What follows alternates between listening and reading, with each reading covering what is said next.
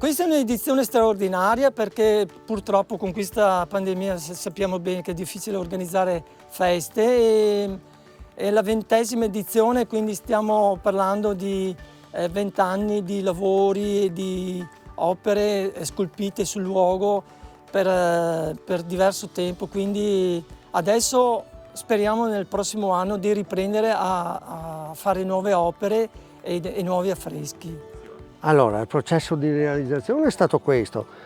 Ho modellato questa figura in creta, poi è stata cotta, è una terracotta, e da questa poi ho riportato il doppio della misura nella pietra.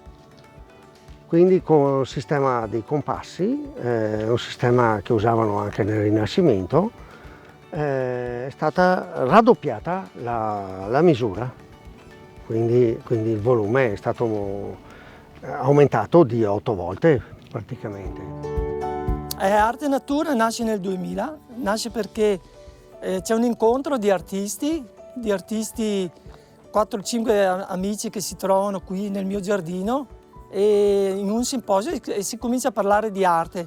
E poi tra un bicchiere di vino e una pasta asciutta è venuta fuori l'idea di fare qualcosa che anche il pubblico fuori possa vedere. Quindi di andare fuori dal mio giardino e di creare un museo all'aperto. Quello che poi negli anni è venuto fuori è proprio un vero museo dove ogni artista ha lasciato un'opera, sia in scultura e in affresco. L'affresco perché ho scelto la tecnica più antica e che possa rimanere più a lungo e quindi che rimanga un luogo per migliaia di anni.